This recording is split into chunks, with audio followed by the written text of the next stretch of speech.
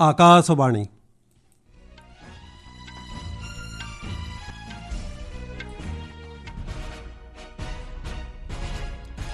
संवाद पढ़ुछंती आदित्य नारायण दास।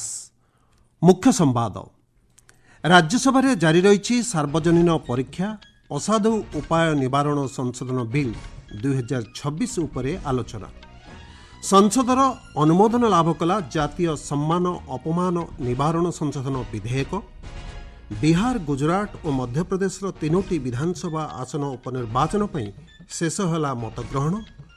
महाकाश क्षेत्र में कार्य करुवा घरोई कंपानी गुड़िक नूतन निर्देशावली जारी कला इनस्पेस एवं ग्लासगो राज्यगोष्ठी क्रीड़ा प्रतियोगितार पुरुष जावलिन थ्रो रे फाइनल रे पहुंचिले 3 जन भारतीय खिलाड़ी। विस्तृत संवाद। राज्यसभा सार्वजनीन परीक्षा असाधु उपाय निवारण संशोधन बिल 2026 उपरे आलोचना जारी रही। गतकाली लोकसभा यह बिल पारित हो सारी। आज अपराह्न राज्यसभा बिलटी को कार्मिक साधारण अभियोग और पेंशन राष्ट्रमंत्री डॉक्टर जितेंद्र सिंह आगत करते। अध्यक्ष सीपी राधाकृष्णन कहते बिल आलोचना 7 घंटा समय निर्घंट स्थिर होईछि। बिल आगत कर डॉक्टर जितेंद्र सिंह कहते देशर छात्र छात्री एवं युववर्गों कल्याण पर सरकार अंगीकारबद्धता को यह प्रतिपादन करुछि। नूतन आईन अनुଯାयी तदंत 2 मास एवं चार्जसीट दाखल होगा परे विचार प्रक्रिया शेष 3 मासर समयसीमा धार्य करा जाइछि। सार्वजनीन परीक्षा परिचालन त्रुटि एवं प्रश्नपत्र प्रघट मामलें सरकार शून्य सहनशील नीति अवलंबन करुछंती बोली डॉक्टर सिंह कहते। कौनसी छात्रों भविष्यत को विपद में पड़ा दिज्व नहीं बोली डॉक्टर सिंह दृढ़ोक्ति प्रकाश करिछंती। गृह में आलोचना आरंभ कर विरोधी दल नेता मल्लिकार्जुन खड़गे कहते जदिओ कांग्रेस यह प्रस्तावित बिल को समर्थन करुछि तेबे परीक्षा प्रक्रिया रे स्वच्छता और प्रश्नपत्र प्रघट को रोकने कौन कठोर व्यवस्थार प्रस्ताव नहीं। छात्रों अभियोग और परीक्षा क्षेत्र में विफलता पर ही सरकार एभली पदक्षेप ग्रहण करिसेंति बोली श्री खड़गे कहिसेंति। बिल आलोचना रे विभिन्न दलर सदस्य अंशग्रहण करी सेमानंकर मत उपस्थापन करिसेंति। जातीय सम्मान अपमान निवारण संशोधन विधेयक 2026 संसदर अनुमोदन लाभ करिछि। लोकसभा यह बिल आज पारित होईछि। गतकाली राज्यसभा यह पारित होइथिला। स्वराष्ट्र राष्ट्रमंत्री नित्यानंद राय ए संक्रांत 1971 आईन को संशोधन करने लक्ष्य नहीं गृह में यह बिल आगत करथिले। विधेयक रे थिबा प्रस्ताव अनुଯାयी जातीय संगीत जनगण मन परी जातीय गीत वंदे मातरम समान सांविधानिक सुरक्षा पाइब। एहार अपमान क्षेत्र में 3 वर्ष पर्यंत जेल दंड किंबा जरिमाना किंबा उभय दंडर व्यवस्था रही। विधेयक उपरे आलोचनार उत्तर दे श्री राय कहते यह केवल एक वैधानिक संशोधन नुहे बरं भारतर सांस्कृतिक ऐतिह्य जातीय परिचय एवं देशर स्वाधीनता संग्रामर आदर्श को प्रतिपादन करुछि। 1971 मसीह यह आईन अधीन जातीय संगीत प्रति सम्मान को सुनिश्चित करिवार प्रावधान रही। तेबे एथिरे वंदे मातरम को सामिल करा जाइछि। यह जातीय गीत सह जातिर आत्मार स्वर बोली परिगणित होउछि। जातीय गीत वंदे मातरम देशर स्वाधीनता संग्रामी प्रेरणार उत्स थिला बोली श्री राय कहते। 1947 मसीहा अगस्ट मास 15 तारिख रे सकाळ 6:30 देश स्वाधीनतार प्रथम दिवस रे ऑल इंडिया रेडियो रे संपूर्ण वंदे मातरम गीत परिवेषण करने को पंडित ओमकार नाथ ठाकुर को सरदार वल्लभ भाई पटेल कहिथिले बोली मंत्री श्री राय आज सूचना दैछंती। यह विधेयक राष्ट्र गौरव का विधेयक है।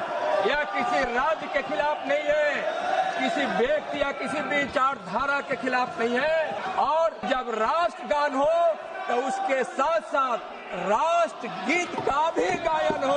अब एक भारत श्रेष्ठ भारत के लिए संपूर्ण वंदे मातरम चाहिए। महोदय, मैं प्रस्ताव करता हूं कि विधेयक पारित किया जाए।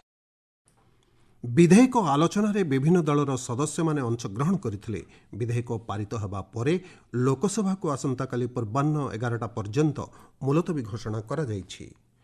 बिहार, गुजरात और मध्य प्रदेश 3टी विधानसभा आसन उपनिर्वाचन में भोट ग्रहण शेष होईछि। सकाळ 7टारू आरंभ होइतिबा मतदान संध्या 6टा पर्यंत चलिथिला। अपराह्न 5टा सुधा बांकीपुर आसन में पाखापाखि 34%, मंझलपुर रे 34% अधिक और दातिया रे 69% अधिक मतदान होइथिला। ଆପଣମାନେ ସମ୍ବାଦ ଶୁଣୁଛନ୍ତି ଆକାଶବାଣୀରୁ। ମହାକାଶ କ୍ଷେତ୍ରରେ କାର୍ଯ୍ୟ କରୁଥିବା ଘରୋଇ କମ୍ପାନୀଗୁଡ଼ିକ ପାଇଁ ଭାରତୀୟ ଜାତୀୟ ମହାକାଶ ପ୍ରୋତ୍ସାହନ ଓ ପ୍ରାଧିକରଣ କେନ୍ଦ୍ର ଇନ୍ସ୍ପେସ୍ ଏକ ନୂତନ ନିର୍ଦ୍ଦେଶାବଳୀ ଜାରି କରିଛି। ମହାକାଶକୁ ପୁନଃ ପ୍ରକ୍ଷେପଣ ଜନିତ ବିପଦକୁ ପ୍ରତି 10,000ରେ 1କୁ ହ୍ରାସ କରିବା ଲକ୍ଷ୍ୟ ନେଇ ଏହି ନିର୍ଦ୍ଦେଶାବଳୀ ପ୍ରସ୍ତୁତ କରାଯାଇଛି। ଘରୋଇ ସଂସ୍ଥାଗୁଡ଼ିକର ମହାକାଶ କ୍ଷେତ୍ର କାର୍ଯ୍ୟକଳାପ ପାଇଁ ଏକକ ୱିଣ୍ଡୋ ସଂସ୍ଥା ଭାବେ ଇନ୍ସ୍ପେସ୍ କାର୍ଯ୍ୟ କରୁଛି। କୌଣସି ଭାରତୀୟ ସଂସ୍ଥା ଭାରତୀୟ ମହାକାଶ ସୀମା ଭିତରେ କିମ୍ବା ବାହାରେ ମହାକାଶକୁ ପୁନଃ ପ୍ରେରଣ କରିବାକୁ ଯୋଜନା ପ୍ରସ୍ତୁତ କରିଥିଲେ ଏଥିପାଇଁ ଅନୁମତିର ଆବଶ୍ୟକତା ପଡ଼ିବ ବୋଲି ଇନ୍ସ୍ପେସ୍ କହିଛି। ନିର୍ଦ୍ଦେଶାବଳୀ ଅନୁଯାୟୀ ପ୍ରାଧିକରଣଙ୍କ ଦ୍ୱାରା ନିର୍ଦ୍ଧାରିତ ମାନଦଣ୍ଡ ପରାମର୍ଶବଳୀ ଏବଂ ପ୍ରକ୍ରିୟା ଆଧାରରେ ଏଣିକି ପଦକ୍ଷେପ ଗ୍ରହଣ କରିବାକୁ ପଡ଼ିବ। ଏହି ନିର୍ଦ୍ଦେଶାବଳୀ ଗତକାଲି ପ୍ରକାଶ ପାଇଛି। ମହାକାଶକୁ ପୁନଃ ପ୍ରକ୍ଷେପଣ କ୍ଷେତ୍ରରେ 6 ମାସ ପୂର୍ବରୁ ଅନୁମୋଦନ ନେବାକୁ ପଡ଼ିବ ବୋଲି ନିର୍ଦ୍ଦେଶାବଳୀରେ ଉଲ୍ଲେଖ କରାଯାଇଛି।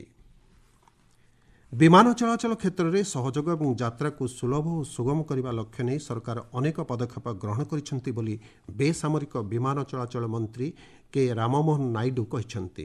ଲୋକସଭାରେ ଆଜି ଏକ ଲିଖିତ ଉତ୍ତରରେ ଶ୍ରୀ ନାଇଡୁ କହିଛନ୍ତି ଏ କ୍ଷେତ୍ରର ଅଂଶୀଦାରଙ୍କ ସହ ପରାମର୍ଶ କରି ସରକାର ଆବଶ୍ୟକ ପଦକ୍ଷେପ ଗ୍ରହଣ କରୁଛନ୍ତି।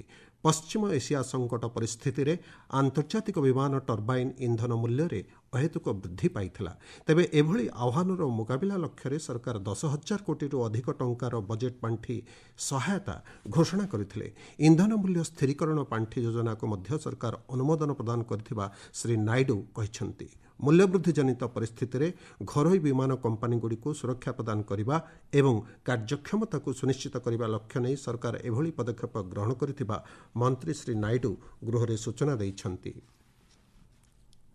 ଭାରତର 3ଟି ଯାକ ପ୍ରତିରକ୍ଷା ସେବାର 9 ଜଣ ମହିଳା ଅଧିକାରୀଙ୍କୁ ଆଜି ପ୍ରତିରକ୍ଷା ମନ୍ତ୍ରୀ ରାଜନାଥ ସିଂ ସମ୍ମାନିତ କରିଛନ୍ତି।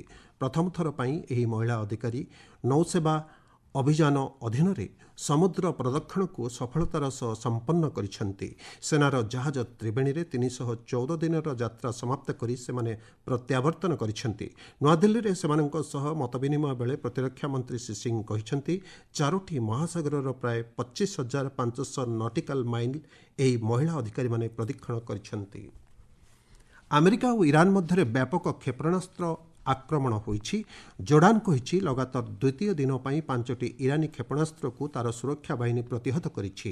ଇରାନ ପକ୍ଷରୁ କୁଏତରେ ହୋଇଥିବା ଆକ୍ରମଣ ସମ୍ପର୍କରେ ସୂଚନା ଦେଇ ସେଠାକାର କର୍ତ୍ତୃପକ୍ଷ କହିଛନ୍ତି ଏହି ଆକ୍ରମଣରେ ଜଣେ ବ୍ୟକ୍ତି ପ୍ରାଣ ହରାଇଛନ୍ତି। ଏହି ଆକ୍ରମଣରେ ଚୀନର ଏକ କମ୍ପାନୀର ଅଟ୍ଟାଳିକାରେ ବ୍ୟାପକ କ୍ଷତି ହୋଇଛି। ଚଳିତ ସପ୍ତାହ ଆରମ୍ଭରେ ଡ୍ରୋନ୍ ଆକ୍ରମଣରେ ଇଜିପ୍ଟର ଏକ ବନ୍ଦରରେ ଥିବା ଜାହାଜରେ ନିଆଁ ଲାଗିଯାଇଥିଲା।